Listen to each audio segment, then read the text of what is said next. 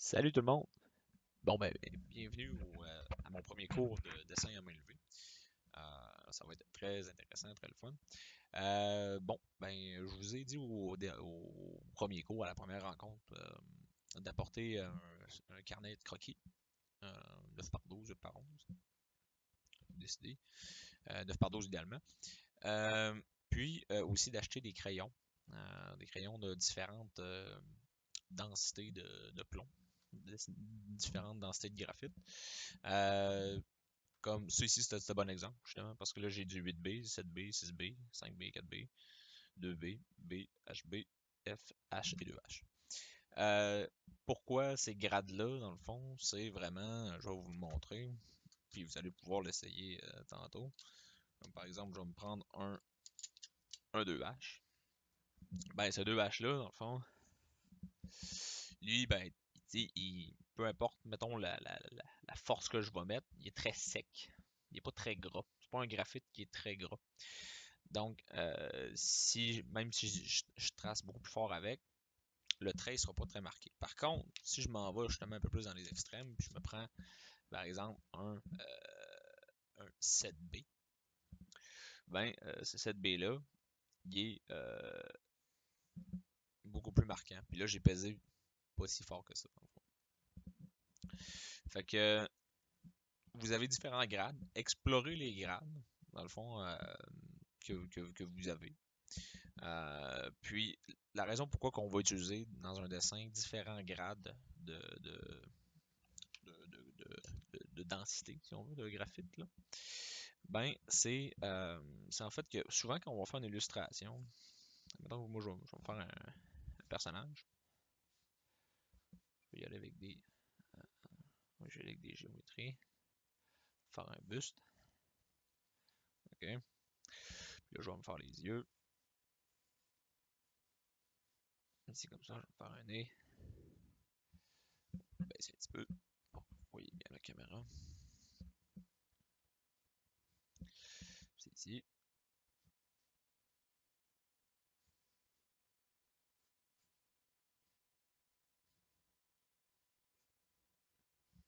hop, bon, faire des sourcils comme ça, on va faire des cheveux,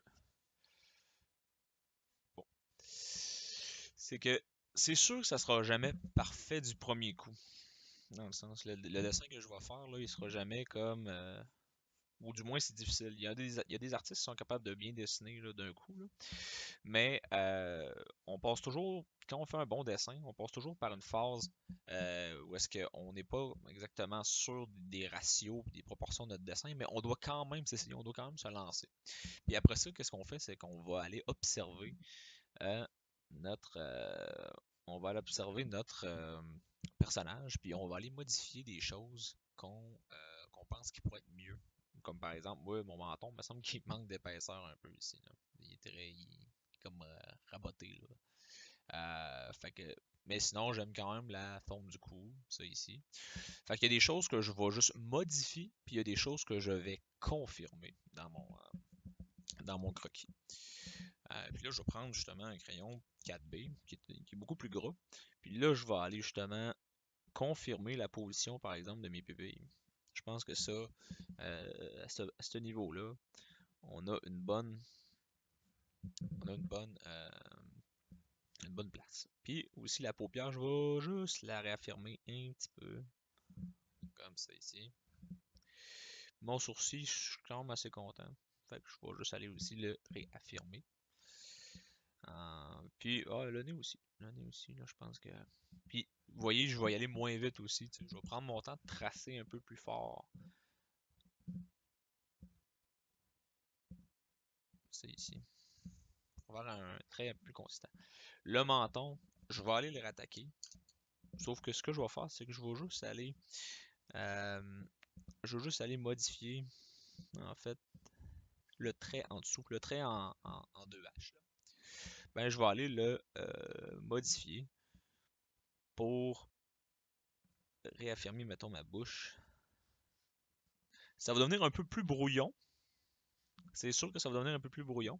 Mais la différence, c'est que La différence, c'est que, étant donné que j'utilise un 4B pour aller raffermer les traits, ben l'œil le percevra plus. Comme là, justement, mon menton, je pense que je m'en viens avec de quoi d'intéressant. Je vais juste aller raffermer ici la mâchoire, là. Hop, ça ici. Puis, allons-y.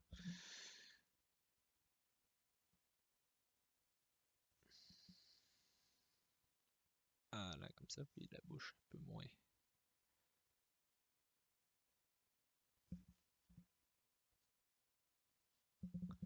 Parfait.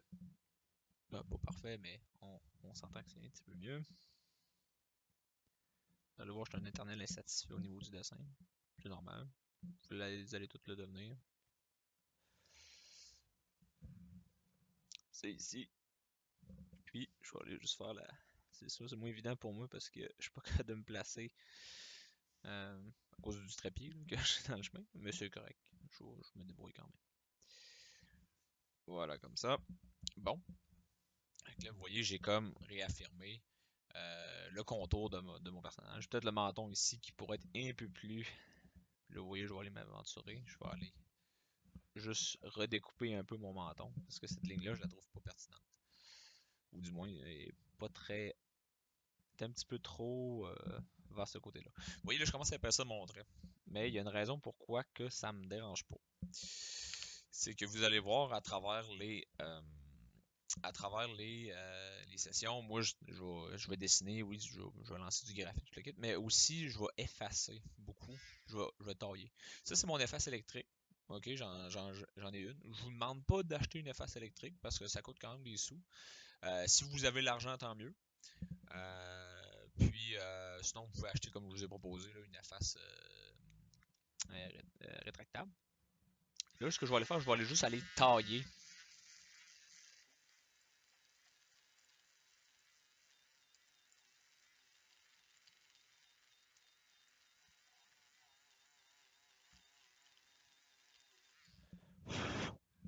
Comme ça ici. Donc, vous voyez, là, ma joue ici, mon menton, je les ai comme replacés, puis je suis allé retailler. C'est pour ça, justement, que tous les petits traits de graphite qui restent, dans le fond, qui sont mes géométries de base, ben, je vais aller les effacer. Dans le fond, je vais aller les nettoyer. Euh, Fait que, grosso modo, c'est ça. Là, c'est sûr que là, moi, je sais dessiner là, quand même. Fait que vous autres, peut-être que vous êtes un peu impressionnés ou vous faites comme moi, Jean-Michel Lequet, je l'avais pas vu de même. On va commencer étape par étape parce que moi, il y a certaines choses que je sais à la base qui m'aident à faire ça. Comme par exemple, faire des géométries. Ça, là, ça va être, ou faire des cercles, faire des ronds, faire des choses qui sont très simples. Ça va vous aider à, de un, pratiquer votre tracé, juste votre coup de crayon, puis garder le contrôle le plus possible. Puis aussi, c'est facile de visualiser un peu, si on veut, l'ombrage qu'il y a là-dessus. Parce que moi, c'est sûr que le personnage, je pourrais l'ombrager là, déjà. Là, j'ai déjà en masse d'informations. Puis attends, je vais y mettre même y mettre un petit collet. Comme ça ici.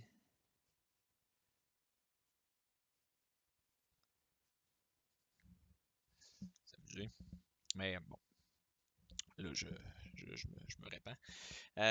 Donc, je vais juste vous montrer un peu comment pour vous préparer aussi au premier cours de dessin d'observation, parce que c'est comme ça qu'on devient bon en dessin, c'est en faisant du dessin d'observation.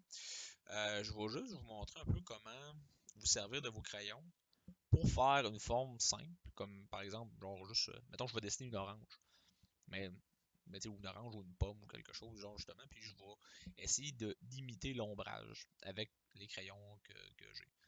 Puis c'est ça qui est le fun, c'est que vous n'avez pas vraiment besoin d'avoir le coup de crayon parfait pour faire ça. C'est vraiment juste pour vous familiariser avec votre matériel. Euh, ok. Donc, je m'en vais. Je vais commencer ma forme. Vous voyez. Là, je vais vous en parler de toute façon, puis je vais vous coacher là-dessus quand vous allez le faire. Là, vous voyez, je fais mon cercle avec beaucoup pas mon poignet, parce que mon poignet, il y a une certaine limite. T'sais, il peut être précis pour certaines choses, là, mais si je veux faire des grandes formes fluides, je suis mieux d'aller me servir de mon épaule pour tout mon bras au complet pour faire un trait plus consistant. Fait que j'ai déjà mon début de cercle. Puis là, ce que je vais commencer à faire, je vais commencer à faire de l'assurage.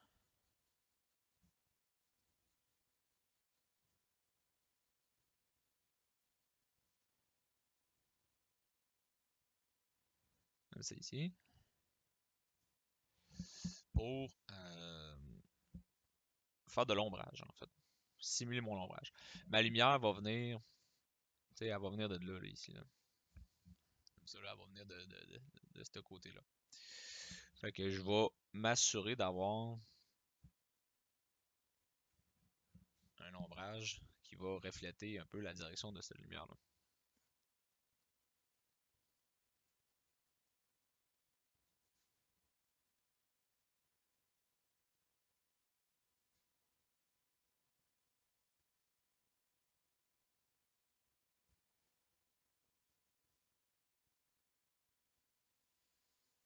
Oups, là, c'est comme ça. Je vais juste réaffirmer un peu mon cercle. Ici, ça débordait un petit peu, mais bon, vous savez, moi je suis équipé pour ça. C'est toujours ça qui est vraiment plaisant avec le graphite, c'est qu'il pardonne beaucoup. C'est pas comme l'encre. L'encre, je vais vous montrer là, comment faire de l'ancrage. Mais donc c'est un peu plus un art, puis il faut beaucoup de contrôle. Ça ici, ça pardonne un peu plus. Donc, oui, oups, j'ai pas le bon crayon, je vais retourner dans mon 2H. Fait que j'ai réaffirmé ici ma sphère. Puis là, je vais aller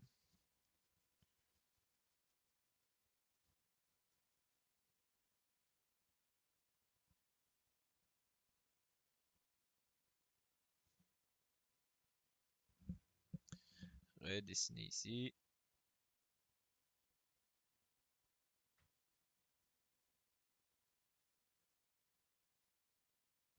Comme ça, voilà.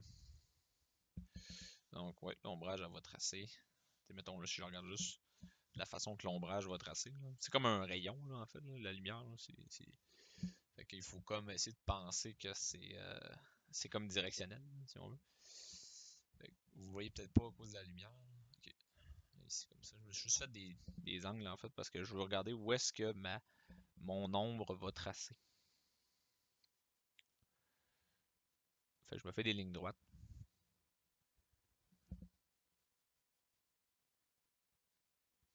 Parfait. OK. Fait que là, maintenant, j'ai un début d'ombrage. Vous voyez, là, ça commence à prendre un petit peu de volume. Je vais changer de densité, en fait, de graphique. Là, je vais aller peut-être en H. Puis, je vais juste aller continuer à faire l'ombrage. Donc, toujours en assurage.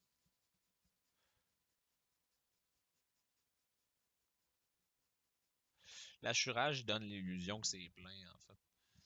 C'est, ça reste une illusion quand même. Vous voyez comme ça.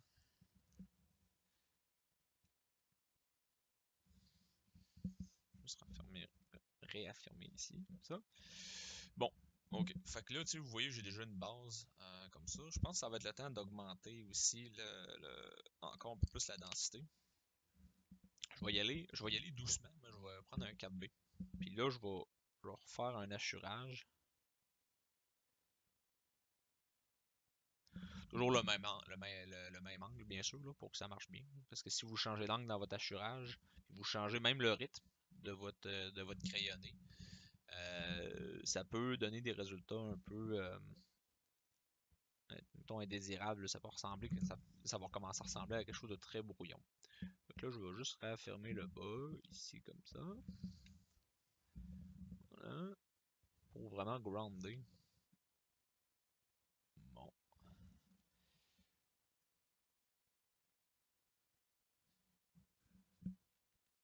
ma sphère. Puis je vais juste continuer. Là, vous voyez, je reprends plus mon temps là, ici. Parce que j'ai déjà.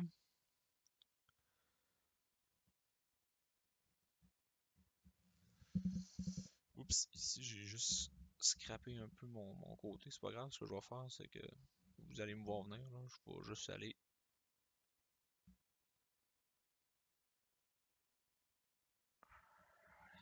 Je vais juste après ça aller le tailler avec mon efface électrique.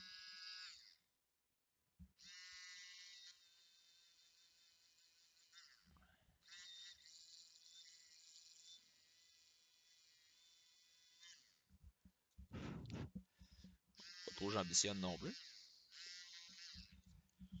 Ok. Je vais juste redessiner ici. Tu sais, on peut se permettre de se tromper, c'est ça qui est merveilleux. Puis je vais vous montrer. Tu sais, je le sais que c'est pas tout le monde nécessairement qui a un coup de crayon incroyable. Puis même moi aussi, là, tu sais, j'ai pas toujours eu un. J'ai pas toujours eu un coup de crayon nécessairement confiant non plus. Puis même à ça, tu sais, j'ai encore des choses à apprendre. Je suis toujours un étudiant en art. Je suis jamais, c'est jamais fini. Puis ça, c'est un peu ce que vous vous êtes fait dire quand vous avez commencé le programme, c'est que c'est tout le temps un parcours à parfaire, l'art, là. Ouais. Ici, comme ça, c'est pas très grave. Je vais juste, ce que j'aime de, ce que j'aime du dessin, c'est qu'il n'y a pas de, il y a pas de undo. Si vous vous trompez, ben, vous devez trouver le moyen de tirer ça à votre avantage. Bon, parfait. Fait que ce que je vais faire, c'est que, pas parfait, ici, c'est pas très grave, mais c'est pas grave. Pour mon propos, ça va aller. Je vais juste aller continuer mon assurage, puis là, je vais y aller, parce que là, j'ai essayé de refaire le contour, mais bon, ce que je voulais faire, je voulais pas tant faire le contour que ça, je voulais surtout, j'aurais peut-être pas dû travailler le contour, je l'ai peut-être pas amélioré nécessairement. Mais ce que je vais faire, c'est que je vais juste aller réaffirmer l'ombrage avec encore de l'assurage.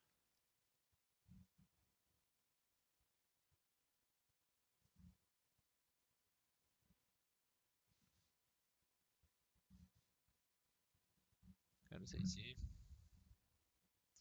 Vous voyez, le contraste, il est quand même assez fort entre mon H puis mon 4B. Vous autres, vous allez pouvoir comme essayer différents contrastes, là.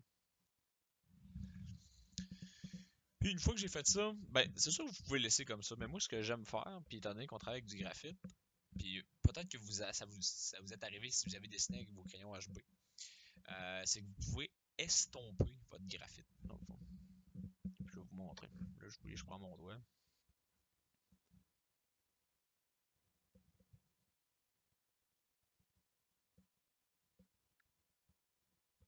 Comme ça ici. Hop. J'ai transformé mon assurage en quelque chose de beaucoup plus doux. Vous allez voir avec Jean-Pierre. Jean-Pierre va vous montrer l'outil Smudge. Puis l'outil Smudge fait dans Photoshop, là, il fait similairement la même chose, dans le fond. C'est qu'il étend vos couleurs. Fait que si vous faites une peinture numérique, ben, vous pouvez vous servir de ces outils-là. Moi, je vous montre la façon manuelle, en fait. Vraiment, là, c'est ça le propos du cours, c'est que je vous montre à la base, t'es un artiste, t'as pas d'ordinateur, mais tu veux être un artiste, qu'est-ce que tu fais? Bon, ben, c'est à peu près ça. Fait que je vais juste continuer à tracer mon ombre ici, comme ça. Parce que je pense que l'ombre pourrait être un peu mieux que ça. Je vais même la détourer. C'est comme ça.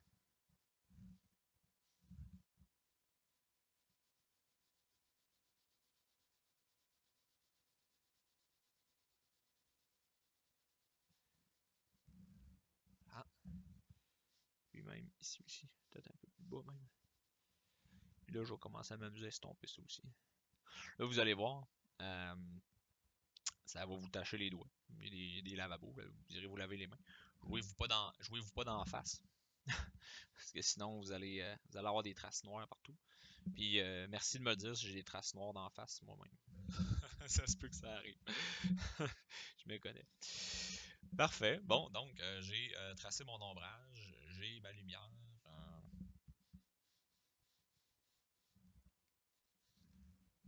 Comme ça ici. Puis plus je vais me rapprocher de la sphère, plus mon ombrage, plus le foncé de mon ombrage va augmenter. C'est sûr que je vais venir tailler ça un peu, là. Plus ça va augmenter, puis plus je vais m'éloigner, plus ça va être comme doux, puis là, je vais aller estomper ici, comme ça. La raison pourquoi ça fait ça, c'est ce qu'on appelle l'occlusion. C'est-à-dire que plus c'est dans un endroit qui est contraint, plus la lumière a tendance à rester prisonnière, dans le fond, dans, le, les raccoins. Fait qu'elle revient pas à l'œil. Parce que tout ce que vous voyez, dans le fond, c'est un retour de lumière. Vos yeux fonctionnent de même, ils absorbent la lumière, puis ils envoient une information de lumière à votre cerveau. Euh, Puis ben, pour ça, vous avez comme des capteurs. Vos yeux, c'est comme des capteurs de lumière. C'est ici. On va en mettre un peu. Donc, vous voyez, c'est facile d'imaginer, genre, que mettons que ça, c'est par exemple, c'est un fruit, tu sais.